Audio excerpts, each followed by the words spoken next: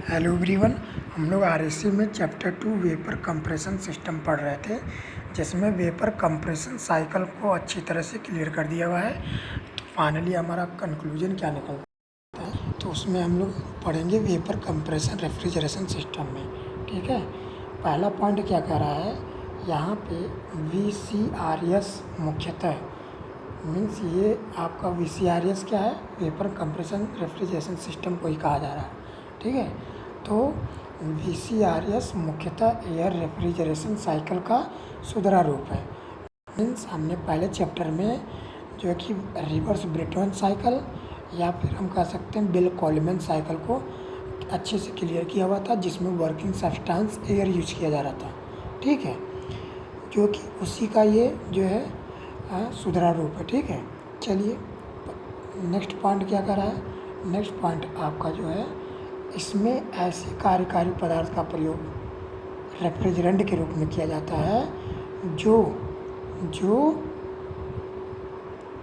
चक्र की ताप एवं दाब सीमाओं के अंदर आसानी से अपनी फेज परिवर्तित कर सकता है। जैसा कि हमने जो है कि साइकिल में अच्छी तरह से वेपर कंप्रेशन साइकिल में हमने बताया हुआ था कि जो वर्किंग सब्सटेंस है वो उससे जो है हम लोग रेफ्रिजरेंट मीन्स प्रशीतक उसको कहते हैं। ठीक है, तो यहाँ पे वर्किंग सब्सटेंस जो है रेफ्रिजरेंट के रूप में प्रयोग किया जाता है। ठीक है, जो कि अपनी अवस्था को परिवर्तित कर सकता है, वो भी एक जो है साइकिल के टेम्परेचर एंड प्रेशर लिमिट के अंदर। ठीक है, तो वही चीज़ हमने जो है कि यहाँ पे बताया हुआ है। वहाँ पे क्या था, टेम्परेचर और प्रेशर ऊपर था कंडेंसेशन जो है कंडेंसर प्रेशर, नीचे जो है इवेपोरेटर प्रेशर था। ठीक है, और उसी के जो है कि रिस्पेक्ट में देखें तो वहाँ पे आपका कंडेंसर टेम्परेचर था और नीचे जो है इवेपोरेटर टेम्परेचर था। तो इनके बीच में जो है जो हमारा रेफ्रिजरेंट जो वर्किंग सब्सटेंस है वो अपनी फेज को परिवर्तित कर सकता है। ठीक है, जैसा कि हमने बताया हुआ था पहले। ठीक है, अब देखिए यहाँ पे ये क्या कर रहा है, इस सिस्टम में निकली हुई कम दाब की वाष्प को, ध्यान से इस पॉइंट को देखिएगा कि इस सिस्टम में निकली हुई कम दाब की वाष्प को संपीड़न द्वारा मीन्स कंप्रेसर द्वारा हाई प्रेशर तक जो है संपीड़ित किया जाता है। इसलिए इसे वाष्प संपीड़न प्रशीतन निकाय मीन्स VCRS कहा जाता है। ठीक है, हमने पहले भी बताया हुआ था कि सबसे पहले जो है लो प्रेशर वेपर को क्या किया जाता है, कंप्रेसर में जो है कंप्रेस किया जाता है। कंप्रेस का मतलब संपीड़ित किया जाता है। ठीक है, और उसको जो है हाई प्रेशर में कन्वर्ट किया जाता है। तो उसी ही जो है जो क्या यहाँ पे कह रहे हैं, VCRS means vapour compression refrigeration system. ठीक है, अब देखिए इसमें जो है इस सिस्टम में फ्रियोन, अमोनिया, CO2 एक्सेट्रा आदि जो है इत्यादि गैसें रेफ्रिजरेंट के रूप में यूज किए जाते हैं। जैसा कि हमने बताया हुआ था, वहाँ पे अमोनिया, फ्रियोन, CO2 गैस ये जो है इसमें जो है रेफ्रिजरेंट के रूप में प्रयोग किए जाते हैं। ठीक है, और ये जो रेफ्रिजरेंट है एक क्लोज्ड सर्किट मीन्स बंद परिपथ में क्या करता है, जो है घूमता हुआ है। ठीक है, चलिए ये आपके जो है कुछ बेसिक पॉइंट थे। इसको मैं चाहता तो वेपर कंप्रेशन साइकिल की पहली चीज़ें एक्सप्लेन करता, बट हमें जो है उसको जो है पहले एक्सप्लेन करने से चीज़ें और भी आसान होगी आपको समझाने में। ठीक है, अब चलिए नेक्स्ट पॉइंट क्या है। नेक्स्ट जो है functions of a simple vapour compression refrigeration system components means इसमें जो VCRS में जो कंपोनेंट यूज किए जा रहे हैं उसके फंक्शन क्या है, उसके कार्य क्या है। ठीक है, तो पहला जो आपका जो है कंपोनेंट है वो कंप्रेसर है।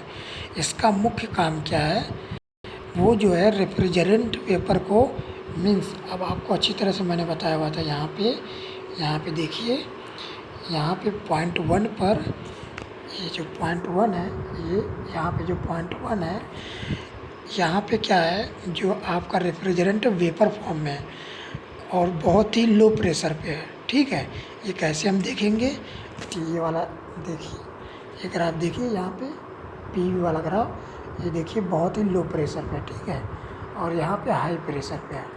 ठीक है, तो लो प्रेशर को ये क्या करता है, हाई प्रेशर में, यहाँ पे देखिए ध्यान से, जो आपका ये कंप्रेसर है, इसका मुख्य जो है कार्य है रेफ्रिजरेंट वेपर को इवोपरेटर से, ठीक है, इवोपरेटर आपका यहाँ पे ये इवोपरेटर देख लिए, ये इवोपरेटर कहाँ पे है, ये देखिए, ये आपका इवोपरेटर है।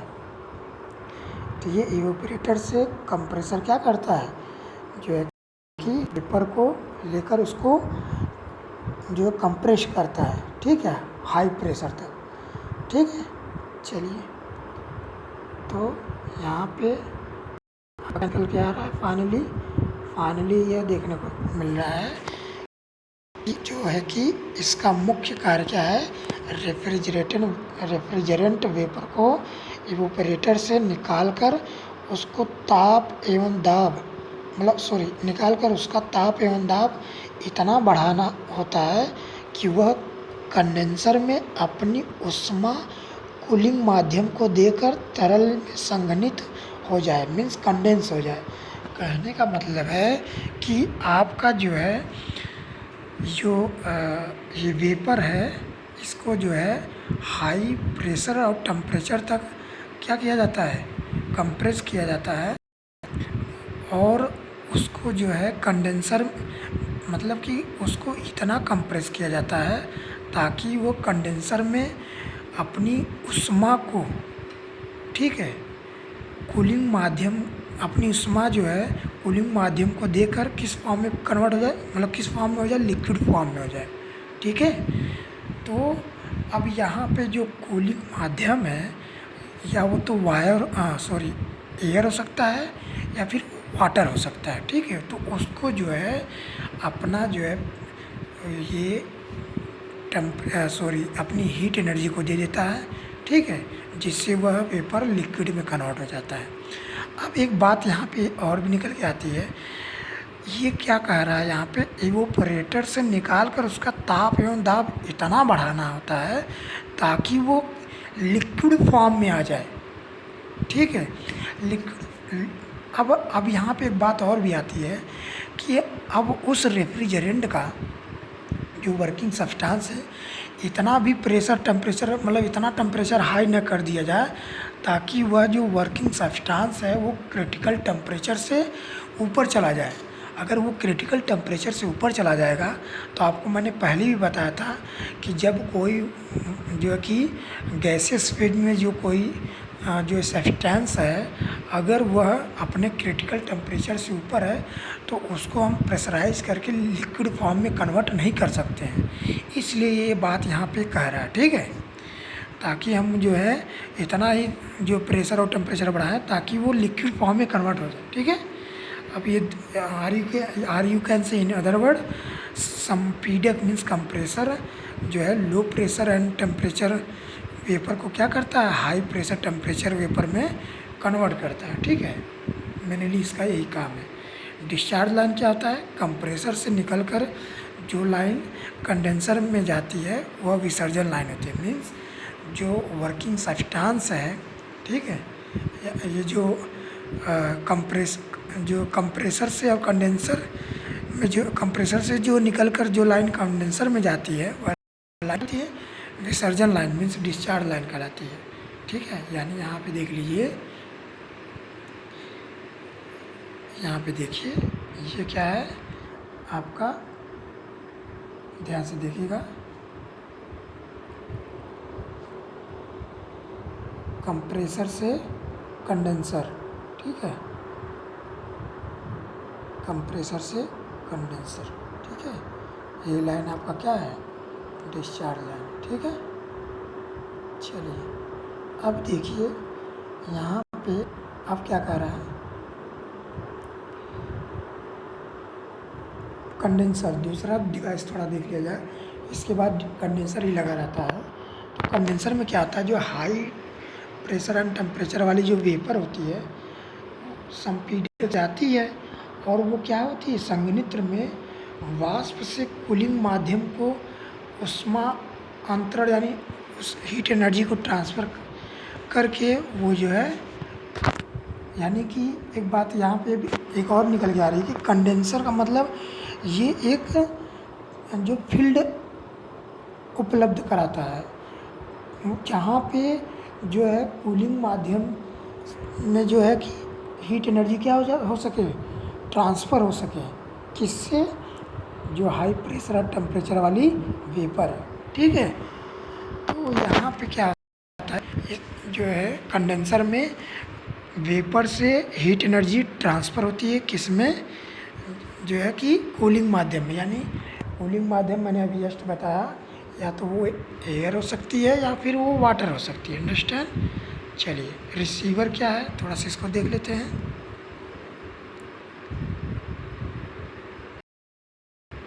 ये देखिए रिसीवर, रिसीवर का मतलब ये है कि वहाँ पे जो आपका आफ्टर कंडेंसर, ठीक है, आफ्टर कंडेंसर जो आपका वो वेपर होता है वो लिक्विड फॉर्म में हो जाता है, क्योंकि उससे जो कंडेंसर जो है पूरी हीट एनर्जी निकाल के जो है एटमॉस्फेयर में रिलीज़ कर देता है, ठीक है, या फिर जो है पूरा का पूरा वो हीट एनर्जी कौन ऑब्जर्व कर लेता है, जो कूलिंग मीडिएटर है, ठीक है, ठीक है। चलिए तो वो वेपर किस में कन्वर्ट हो जाता है, लिक्विड में।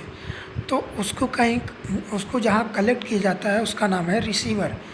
तो वही कह रहा है कि इसका प्रमुख कार्य क्या है, यानी मुख्य कार्य क्या है, जो लिक्विड रेफ्रिजरेंट के लिए एक भंडारण स्थान के रूप में कार्य करना होता है, यानी कि इसको ये जो है रिसीवर जो है स्टोरेज का काम करता है, किसके लिए जो है लिक्विड रेफ्रिजरेंट के लिए, ताकि जो है आवश्यकता अनुसार जो है वाष्पित्र को मीन्स इवेपोरेटर को रेफ्रिजरेंट को मतलब इवेपोरेटर को रेफ्रिजरेंट प्रोवाइड किया जा सके, ठीक है, समझे।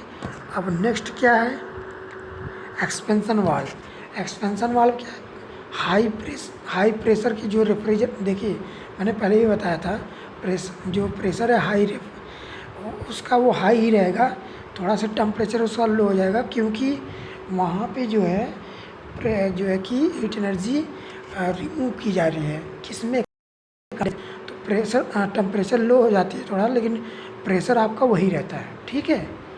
कैसे देखेंगे, तो यहाँ पे आप फिगर में देख सकते हैं, ये देखिए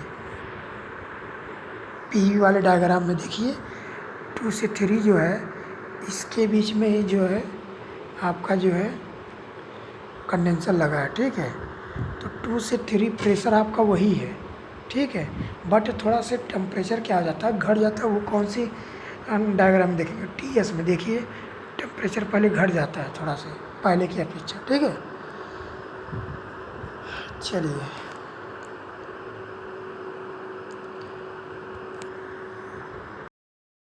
प्रेशर का जो रेफ्रिजरेंट होता है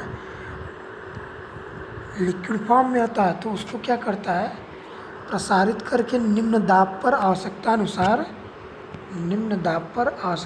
क्या करता है, वाष्पित्र में मीन्स इवेपोरेटर में भेजना होता है। तो इसका मेन काम यही है कि हाई प्रेशर रेफ्रिजरेंट लिक्विड को लो प्रेशर में आवश्यकता अनुसार जो है कन्वर्ट करके जो इवेपोरेटर में भेजना होता है, ठीक है। अब उसके बाद इवेपोरेटर आता है, तो इवेपोरेटर क्या करता है, ये देखो एक हीट एक्सचेंजर का काम करता है, ठीक है। तो यहाँ पे क्या करता है, ये एक जो है जहाँ पे हम लोग को रेफ्रिजरेशन इफेक्ट प्रोवाइड करना होता है, जहाँ पे हमें ठंडक का प्रभाव देखने को मिलता है, उस स्थान से हीट एनर्जी को जो कि ट्रांसफ़र किया जाता है, तो वो हीट एनर्जी क्या करती है, रेफ्रिजरेंट अपने अंदर एब्जॉर्ब कर लेती है, ठीक है। कहाँ से, जहाँ से हमें जो है रेफ्रिजरेशन इफेक्ट को प्राप्त करना होता है, ठीक है। तो उस तरीके का एक ये जो है फील्ड प्रोवाइड करता है, ठीक है, ताकि रेफ्रिजरेशन इफेक्ट जहाँ से हमें पाना है, मतलब या रूम से हमें हीट एनर्जी को जो कि एब्जॉर्ब करवाना है रेफ्रिजरेंट में, तो वहाँ पे हम लोग जो है ये जो है कि इवेपोरेटर डिवाइस यूज करते हैं, ठीक है। अब देखिए ये सक्शन लाइन क्या है, सक्शन लाइन को थोड़ा सा देख लिया जाए। लो प्रेशर एंड टेम्परेचर वाली रेफ्रिजरेंट वेपर को इवेपोरेटर से कंप्रेसर तक ले जाने का कार्य होता है। यानी कि ये जो आपका इवेपोरेटर है, इवेपोरेटर में जो इवेपोरेटर में आप अच्छी तरह से जानते हैं लिक्विड प्लस वेपर दोनों फॉर्म में एंट्री करता है वर्किंग सब्सटेंस, जो रेफ्रिजरेंट जिसको कहते हैं। तो वहाँ पे जो लिक्विड का फॉर्म होता है वो भी पूरा का पूरा इवेपोरेटर के अंत तक जो है किस में बदल जाता है, वेपर में बदल जाता है, और जो कि प्रेशर इवेपोरेटर में ही सबसे लो होता है। तो सक्शन लाइन क्या है, लो प्रेशर एंड टेम्परेचर वाली रेफ्रिजरेंट वेपर को अब इवेपोरेटर को जो है कि जो है कंप्रेसर से जोड़ा जाता है, तो वो लाइन सक्शन लाइन कहलाता है। और वो यहाँ पे देख लीजिए, आपको अच्छे से क्लियर हो जाएगा, ये देखिए ये लाइन, ठीक है, इवेपोरेटर से कंप्रेसर, ठीक है। तो यहाँ पे क्या किया गया, लो प्रेशर एंड टेम्परेचर वाले रेफ्रिजरेंट वेपर को इवेपोरेटर से कंप्रेसर तक ले जाने का कार्य करता है, ठीक है। तो ये फाइनली ये डिवाइस थे आप वेपर कंप्रेशन सिस्टम में ये मेनली डिवाइस यूज किए गए थे, और जो कि मैंने पहले भी डिस्कस कर लिया हुआ था, ठीक है। चलिए अब देखिए, अब मैंने टीएच डायग्राम को अच्छे से क्लियर कर दिया था। पीएच थोड़ा देख लिया जाए, क्योंकि आपके सिलेबस में पीएच में जो डोम आपका बनता है, लाइक थोड़ा सा मैं कलर चेंज कर देता हूँ, ये ले लेता हूँ, या फिर हम यहाँ पे ये ले लेते हैं, ठीक है। तो ये आपका डोम है, पीएच इस तरीके से बनता है, ठीक है। तो ये डोम है। अब यहाँ पे क्या होता है, अब ये पीएच डायग्राम है, तो पी एंड एच ये एक्सिस हमें देखने को मिलेगा। तो यहाँ पे जो है जो साइकिल बनेगा पी एंड एच के रिस्पेक्ट में बनेगा। तो यहाँ पे क्या होता है, जब हम लोग हीट एनर्जी प्रोवाइड करते हैं 1 से 2, क्योंकि वहाँ पे प्रोसेस क्या कहता है, प्रोसेस आपका क्या होता है, रिवर्सिबल एडियाबेटिक कंप्रेशन। तो जब हम कंप्रेस करते हैं तो वेपर का जो है टेम्परेचर और प्रेशर दोनों बढ़ता है, ठीक है। इसका मतलब वहाँ उसकी एंथैल्पी बढ़ती है, ठीक है। तो यहाँ पे देखिए एंथैल्पी बढ़ रही है, एंथैल्पी मतलब एच, ये देखिए ये एच एक्सिस है, तो एंथैल्पी बढ़ रही है। अब दूसरा क्या होता है, रिवर्सिबल आइसोबारिक प्रोसेस होता है, ठीक है। तो देखिए पी एच वाली एक्सिस, सॉरी पी एक्सिस देखिए, तो वहाँ पे आइसोबारिक में मैंने क्या बताया था, प्रेशर कांस्टेंट। आइसोबारिक प्रोसेस को हम कांस्टेंट प्रेशर भी बोल सकते हैं, ठीक है, कांस्टेंट प्रेशर प्रोसेस कह सकते हैं, ठीक है। तो 2 से 3 क्या हुआ, आपका जो है स्ट्रेट चला जाएगा, ठीक है। और 3 से 4 क्या है, आपको अच्छी तरह से बताया था मैंने कि रिवर्सिबल आइसेंथैल्पिक प्रोसेस होता है, ठीक है। तो यहाँ पे देखिए आइसेंथैल्पी का मतलब एंथैल्पी कांस्टेंट, इसलिए देखिए 3 से 4 एंथैल्पी कांस्टेंट, यानी सीधे लाइन आपकी लाइन ड्रॉप हो जाएगी, ठीक है।